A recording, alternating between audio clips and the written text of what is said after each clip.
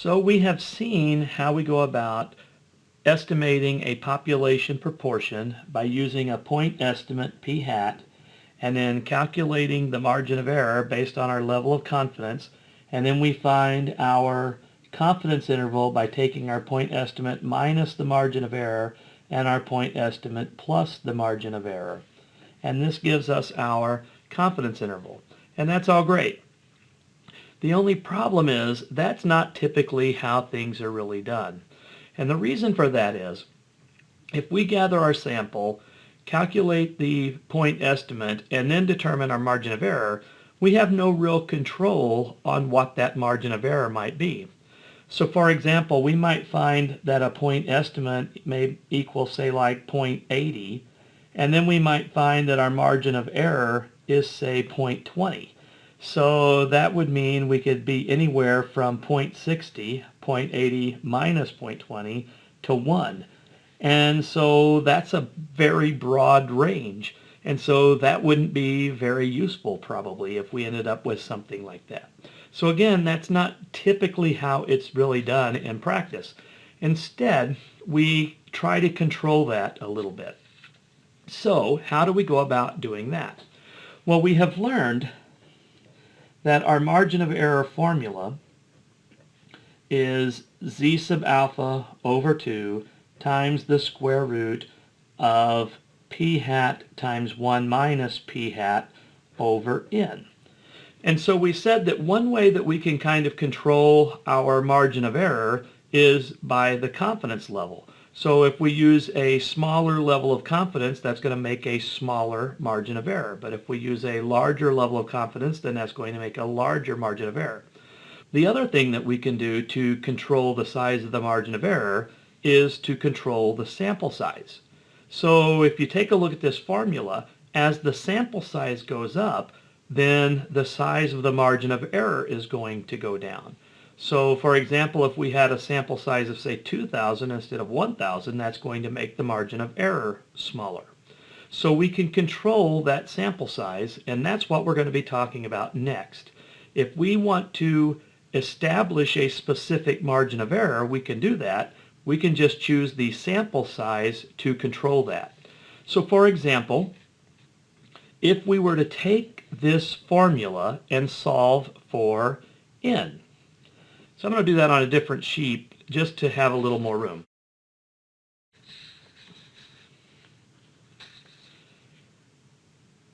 So here I have written our margin of error formula, and I'm going to solve that formula for n. So the first thing I'm going to do is divide both sides by the critical value z sub alpha over 2. So if we divide both sides by that, then we're going to have e divided by z sub alpha over 2 equals the square root of p hat times 1 minus p hat over n. And now I can square both sides in order to remove the square root. So if I square both sides, that's going to give me e over z sub alpha over 2 squared equals p hat times 1 minus p hat over n. Now I'm going to use a property from algebra that we don't use a whole lot, but if I have two fractions that are equal to each other, then their reciprocals will be equal to each other. So if e over z sub alpha over 2 squared equals p hat times 1 minus p hat over n, then if I find the reciprocals of those, which would be z sub alpha over 2 over e squared equals n over p hat times 1 minus p hat, those have to be equal as well. And so now if I multiply both sides by p hat times 1 minus p hat, then on the right-hand side I'm going to have n, which I'm now going to move to the left. And on the left-hand side I'm going to have p hat times 1 minus p hat times z sub alpha over 2 divided by e squared. And I put that on the right-hand side. So now I have this same formula, it's the same formula, but solved for n. So what I can do is I can choose what margin of error that I desire, and I can choose my level of confidence, which is going to affect this critical value, and I can use that to figure out what my sample size needs to be in order to be within that margin of error. And so that's how it's really done in practice generally. So to formalize what I've just said, let's bring in the next sheet. So the sample size needed for estimating the population proportion P. The sample size required to obtain a 1 minus alpha times 100% confidence interval for P with a margin of error E is given by n equals p hat times 1 minus p hat times the quantity z sub alpha over 2 divided by E in the quantity squared. Notice that the only thing that's being squared there is the z sub alpha over 2 divided by E portion. The p hat times the 1 minus p hat is not being squared.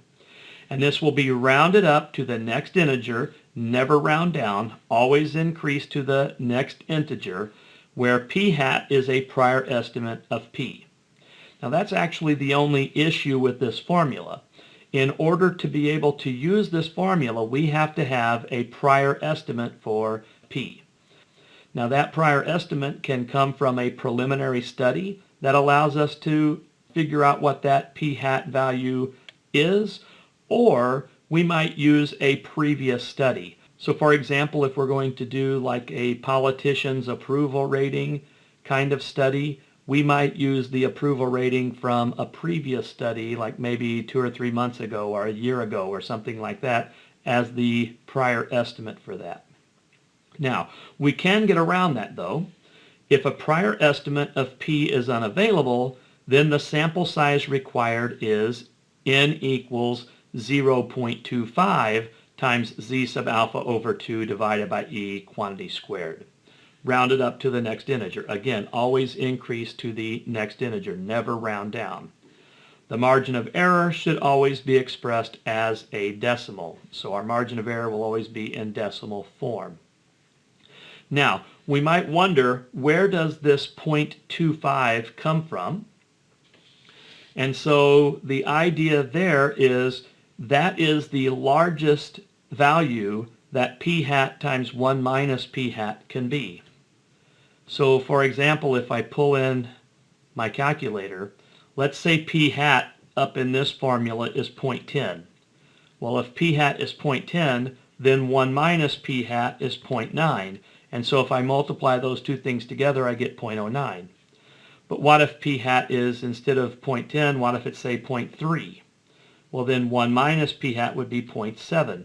So when I multiply those together, I get 0.21. Well, what if p hat is 0.4? Then 1 minus p hat would be 0.6, and so that's 0.24. Well, what if p hat is 0.5? Then 1 minus p hat would also be 0.5, and that gives us 0.25. But what if p hat is 0.6? Then 1 minus p hat would be 0.4, and so that goes back down to 0.24. And similarly, what if p hat is 0.7? Then 1 minus p hat would be 0.3, and so that would be back down to 0.21. So my point is the 0.25 is the biggest that the p hat times the 1 minus p hat can possibly be, and so that is why we have that as an option if we don't have a prior estimate to use for the p hat. Now it's better to have a prior estimate for p hat because that could reduce the sample size needed. And if we reduce the sample size needed, then that would reduce the expense of the study. So it's better to have this, but if we don't, we can always use this. So let's take a look at an example.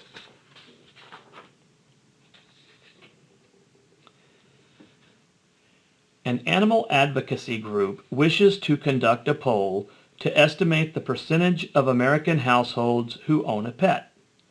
They would like the estimate to be within 2.5 percentage points of the true proportion with 96% confidence.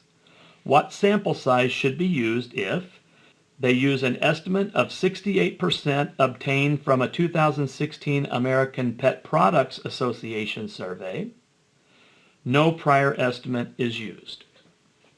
So in this particular problem, notice the question, what sample size should be used if, again, they're wanting to have 96% confidence, they want to be with 2.5 percentage points of the true proportion, and they're going to use a prior estimate of 68% from this 2016 survey.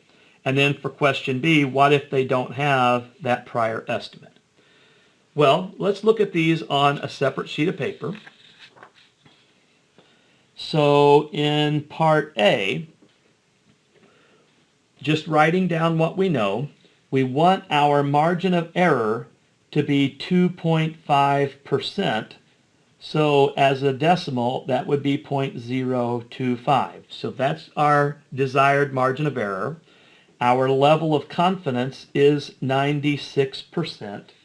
And in part A, we're using a prior estimate of 68% or 0.68. In part B, we have the same, except we do not have the prior estimate. So if I want to do 96% confidence, then I need to figure out what my critical value is. Because again, my formula in part A is going to be N equals P hat times 1 minus P hat times the quantity Z sub alpha over 2 divided by E squared. So I know P hat, I know E, I need to know this critical value. Well, to figure out this critical value, I'm going to have to think about my confidence interval. So this area here needs to be 0.96, which means the area out in the two tails makes up the other 0.04. And half of that goes in each tail. Well, 0.04 divided by 2 is 0.02 and 0.02. So we need to figure out what those critical values are. Well, again, I could use StatCrunch to do that. I could use the standard normal table to do that. I'm going to use the inverse norm command on the calculator, and I'm going to find this value, and then this value will be the same thing but positive. Incidentally, this is the standard normal that I've drawn here, so the mean is 0.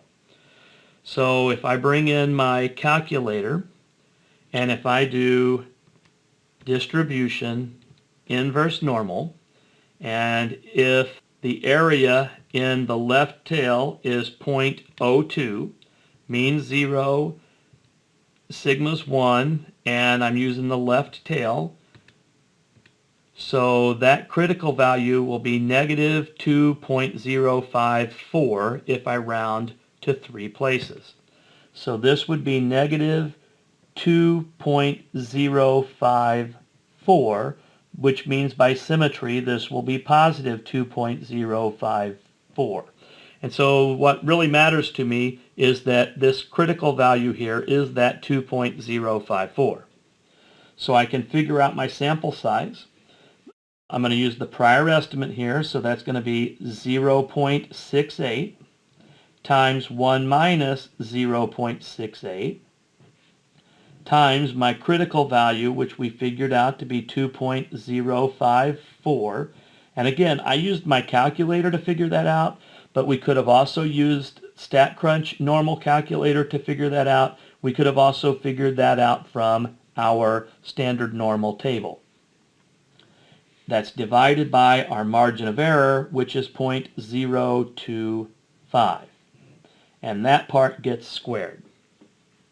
So if I bring my calculator back in, 0.68 times 1 minus 0.68 times, parenthesis, 2.054 divided by 0.025, close parenthesis, that gets squared.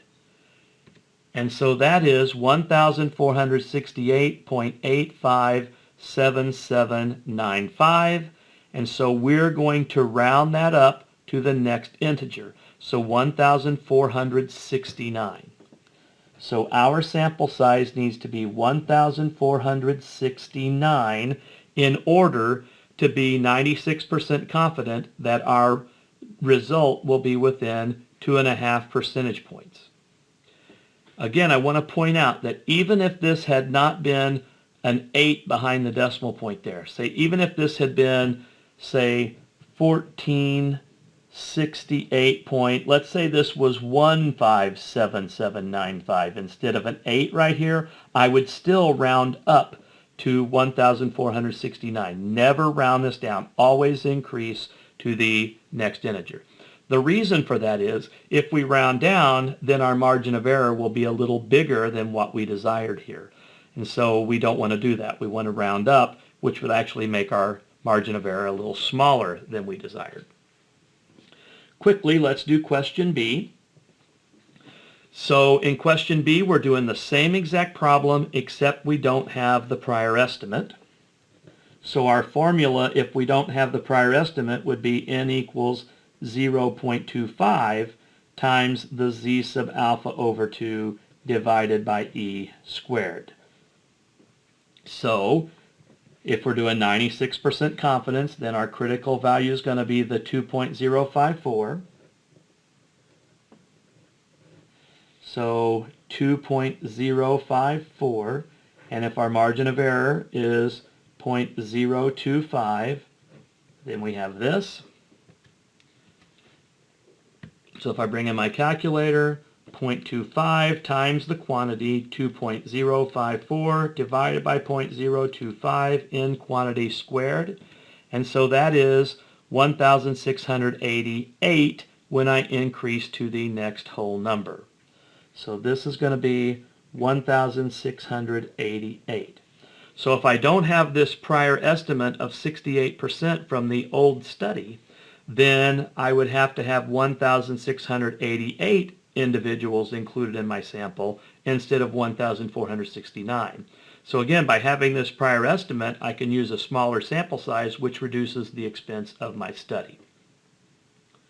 Now, most of the time when we do problems like this, I show you how to do it by hand, and then I show you that we can do it with technology. Well, unfortunately, there's not a way to find the sample size required on the TI calculators. There is a way to do this on StatCrunch though, so let me show you that. So in StatCrunch, if I go to Stat and Proportion Stats, one sample, this is the same place where we went to do a one proportion confidence interval. We have discussed the options of with data and with summary, but we haven't discussed these bottom two options. And so these options can be used to find the sample size. And specifically, we're going to use this last one here, width/sample size. So I select that, and that gives me this calculator. Well, in this calculator, I have the options that's relating the different parameters as well as the sample size and so on. So I can fill in any three of the boxes and it will give me the fourth box. So for this particular problem, we're using 96% confidence, so I'm going to fill in that with 96% confidence. In part A, we had a target proportion, that's our point estimate, of 0.68, and width. The width of our confidence interval is the difference between the lower limit of the confidence interval and the upper limit of the confidence interval. So what that boils down to is that width is going to be 2 times the margin of error. So in this case, in part A, our margin of error is 0.025. So if we multiply that by 2, 0.025 times 2 is 0.05. So again, I've entered my level of confidence, I've entered my prior estimate for the sample proportion, and I've entered the width, which is 2 times the margin of error. If I say compute, then StatCrunch will give me the required sample size, which is 1,469, which is the same result we got by hand. Now, if we do not have a prior estimate, then for the target proportion, instead of entering a value of 0.68, we would use 0.5. So again, my confidence level is 0.96. My target proportion in this case is 0.5, which again just means that I don't have a prior estimate. and my width is going to be 0.05. So when I say compute, StatCrunch returns the required sample size, which is 1,688, which is the same result that we obtained when we did this by hand. So we can use StatCrunch to determine the size of a sample required, but there's unfortunately not a command on the TI calculators that will do that for us.